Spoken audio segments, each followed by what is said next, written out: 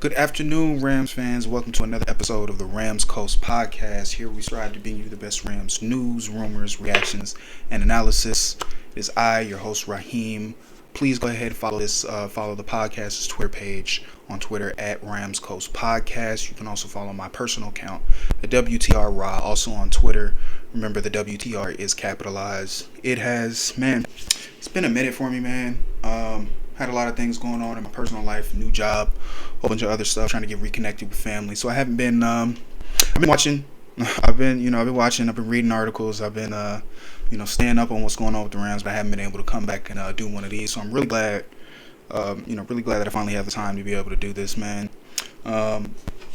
We got some stuff to get into. Like I said, I missed all the training camp. I know I dropped a training camp preview talking about some players and some position battles that I was really excited for. Like I said, was not able to get out to training camp this year, so I didn't get to see what I wanted to see with my eyes. But there are a lot of good things coming out of training camp. We saw Darion Kendrick and Quinn Lake really take the lead when it comes to our rookie DBs, the guys that we drafted this year. We saw them, everything that we heard from players, coaches, and even fans that I've talked to. They went up there that said that they really showed themselves, and they're gonna push for some time this season. We were all excited for Logan Bruss. I'll get into him a little bit later. We saw him get some great work in training camp. Of course, Andrew Whitworth being there to coach him up, and everybody, and everybody else that's there. All the veterans that we have. The two guys from Wisconsin on the offensive line. So we did some things. Of course, the biggest story. I know a lot of Rams fans are probably tired of it at this point, but Stafford's elbow. It's officially being called bad tendonitis for whatever that means. And Sean McVay did say that it's a little bit of a unique issue for a quarterback. This is more of a something that you would see with a baseball player, with a pitcher. But this is, I don't know if you guys remember, this was an issue last year coming into training camp. Stafford also had an issue with his back. Stafford's a tough dude. We've all seen the NFL films, highlights, him separating his shoulder, getting it popped back in, throwing a game-winning touchdown, and then popping out again. He's played with a broken vertebrae in the back. John Matthew Stafford is as tough as they come. And if he says that he can play through the injury, I'm going to trust him. Also, this was the plan, in terms of Stafford being on a pitch count and not being with the first teamers in certain situations and certain team drills. That was a plan. This isn't anything new that's happened. The Rams, Sean McVay, they knew that, he was having some issues with his elbow. He had an injection for it in the off season. Wasn't throwing for it. Some people like to say, if he wasn't throwing on it for that long and it's still causing him an issue, that maybe it's a little bit more of a red flag than is being reported. We'll see. We'll see once September gets here, and not even September. We'll see as the season rolls along. Once we get in October, November, December, we'll see how this tendonitis issue. And I hate to put the quotes on it because apparently it is actually an issue. This isn't like an opinion thing. But Tom Brady said that he had a similar issue with this a few years back, not a few years back, but some time back in New England, and he is now 45 years old, and he's still playing at a very high level. So there's a way to work around this. We just got to find it. Reggie Scott and his team, they're gonna earn their money this year when it comes to Stafford.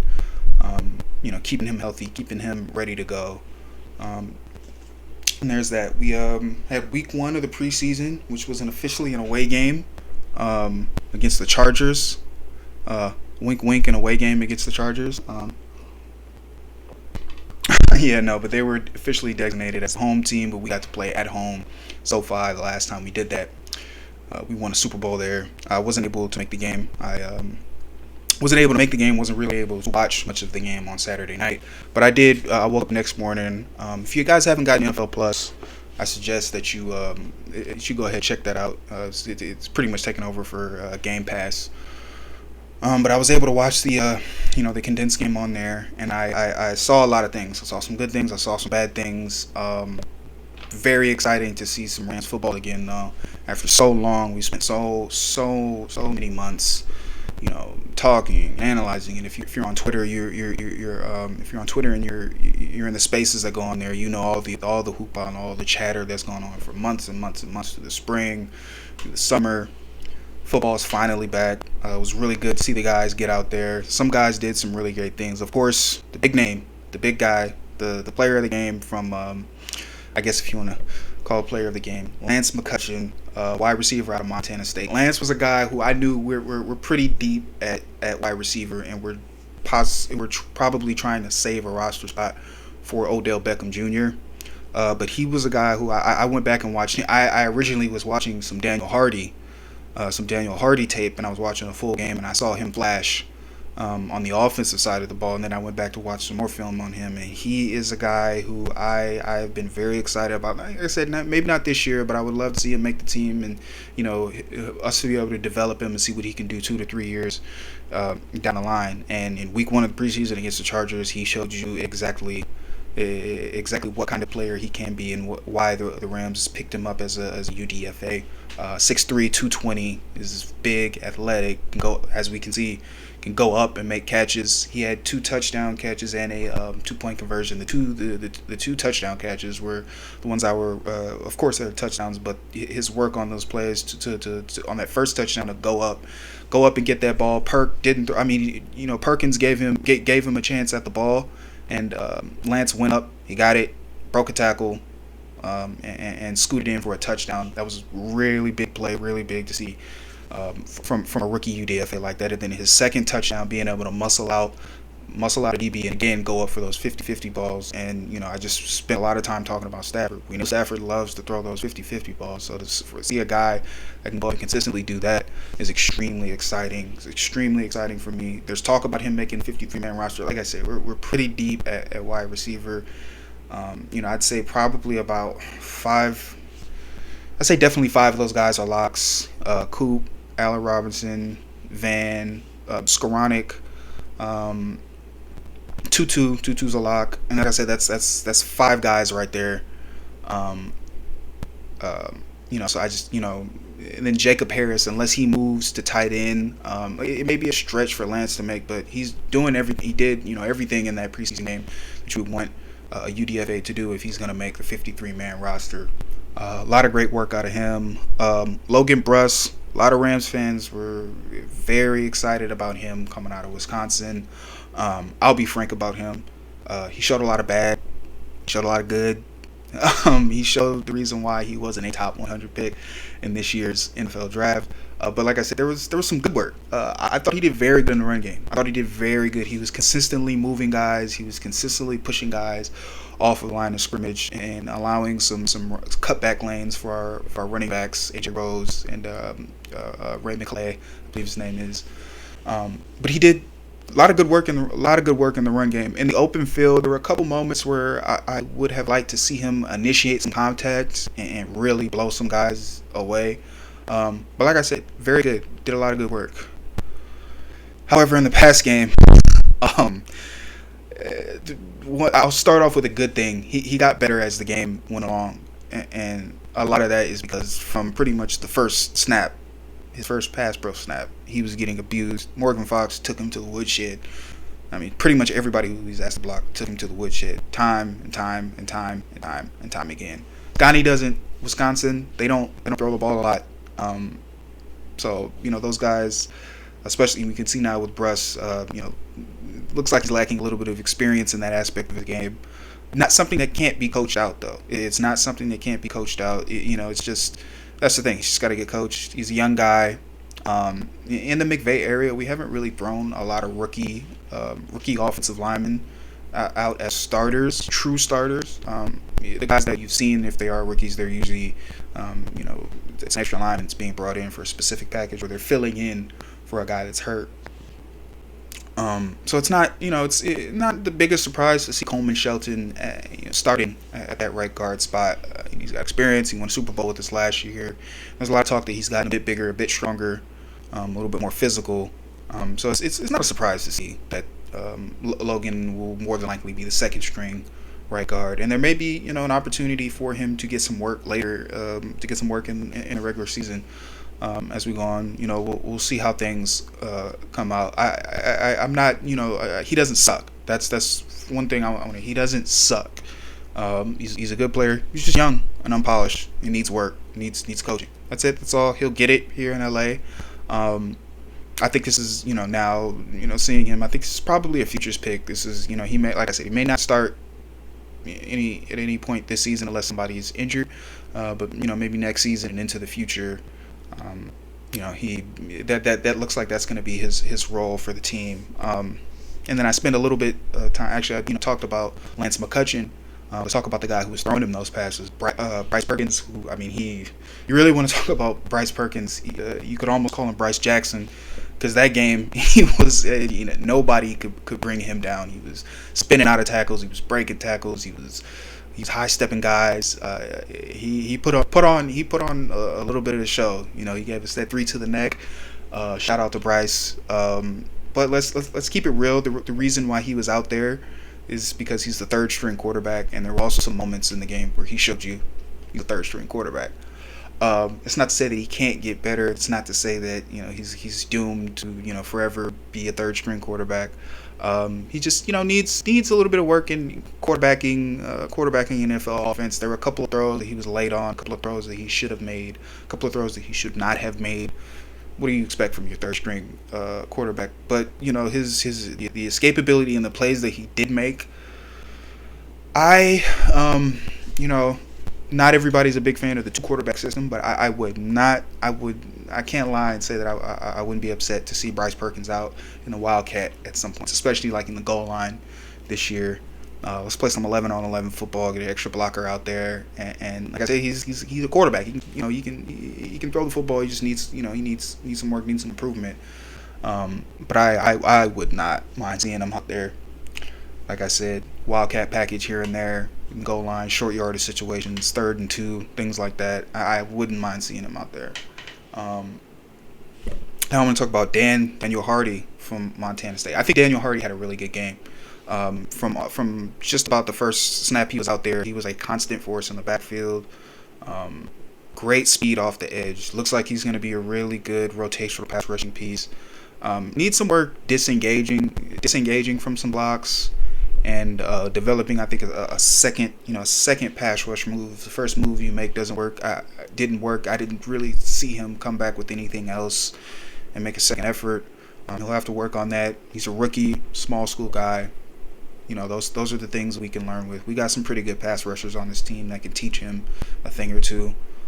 So I am really excited about his athleticism and what he can bring to the team. Like I said, just a rotational pass rusher. He's not going to start. We got Hollins and Floyd. They're more likely going to be the starters on the outside. He'll just be fresh body on third downs, things like that. I thought he had a very good game. The DBs, they showed some good, they showed some bad. Rochelle and Burgess looks like they had some sort of miscommunication on that first touchdown by the Chargers. It looked like one of those 2 guys made a mistake. Looks like Rochelle kind of bid on something. In my opinion, Burgess though is I believe this is his 3rd year with the team, and I don't know, just to see a guy that developed and who's been in the league for that long, to see him still making these kind of mistakes is a little bit concerning. It kind of makes sense why Fuller, Scott, and Rapp are out this preseason, because those are going to be the guys that are really going to be on the field at the safety position. Looks like we tried it out with Burgess, but he may be at the end of the road with the Los Angeles Rams.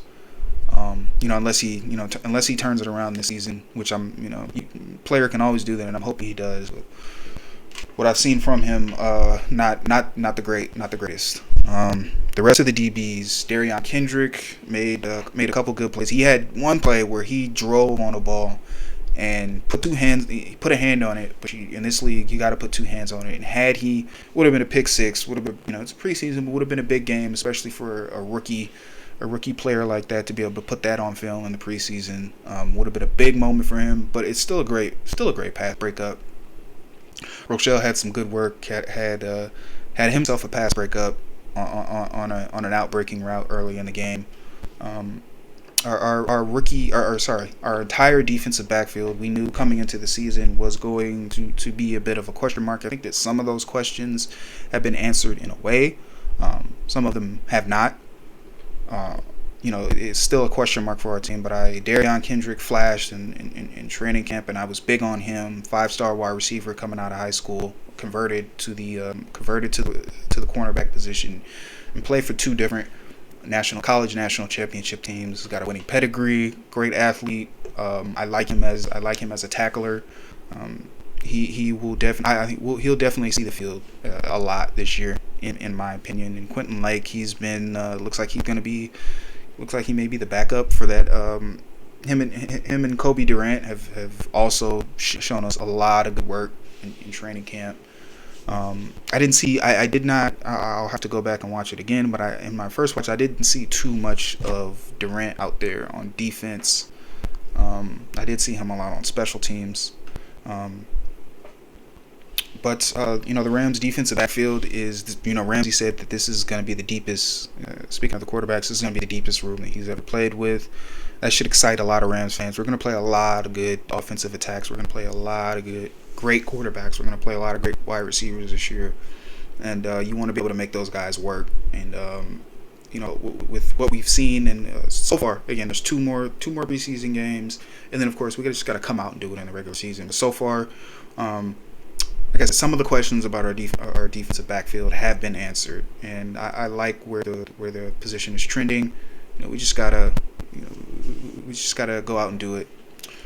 This week we got the Texans in our preseason game, and I'm not gonna do a whole big preview about it. There's not too much that we know about the Texans players. We know I hope John Mechie recovers. That's one of the big stories about their rookies.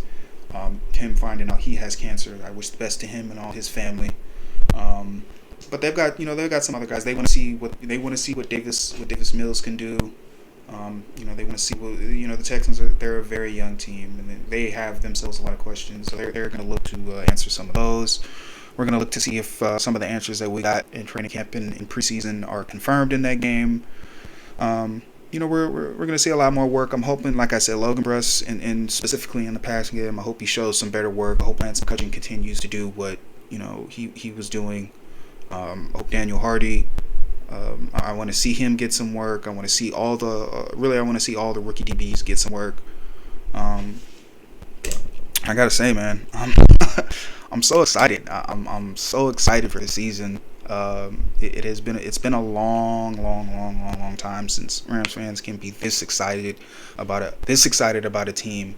And I say this excited because we just won the Super Bowl last year, and in my opinion, and in the opinion of I'm pretty sure all of you Rams fans and a lot of fans around the league and a lot of people around the league, we got a very good chance to win our second consecutive Super Bowl, and that's the reason why I'm so excited. Not only just that, I love NFL football. I got into the USFL this year. I tried to watch pretty much every game that I could. It wasn't the greatest product in terms of the quality of football. It is what it is, but it was football, and it was football during the spring, and that was a welcome little snack for us to help fans get through the lull of the off season. But now we're back here. Now we're gonna have football every weekend until Super Bowl Sunday. I was gonna say I can't wait, but we don't have to wait anymore. Now we just gotta wait till the weekend. And preseason. I don't think I'm gonna be able to get to a preseason. I usually don't really go to preseason games, and I don't think I'm gonna get to one this year. But I will definitely be there week 1, opening night, September 8th, Thursday night football against the Bills. That is going to be a barn burner of a game, in my opinion. I've been telling everybody to listen, but I think we're going to get the first test of the new overtime rules, game 1. Those are about 2 as evenly matched teams as you can get in the NFL right now. But for right now, both those teams, the Bills and us, we got to work through the rest of this preseason. We got to get these young guys. We got to get these young guys some reps, get them some PT, get them some time out there. We got to see what they can do. We know pretty much what we're going to get out of our vets, and that's been a big thing in the McVay area. In the McVay era, is we don't play our the guys that we know. If we know what we're going to get from you, go ahead and sit you. There's no reason to put the miles on your body. Let's let the young guys get out there, show what they can do, give them an opportunity to make the team. And if not, some of these, that's the thing, especially that last preseason game, is for most of those guys, they're not going to make the team that they are on, that the team that they're suiting up for that week. But a lot of those guys will be on practice squads, or some of those guys will make rosters elsewhere. So there's always that. Yeah, this is it, man. That's really all that I have to talk about. Right now, I may do another recap. I don't know, maybe sometime. I mean, another preview, maybe sometime later in the week for our game against the Texans. But until then, I enjoy doing these things. As always, leave comments.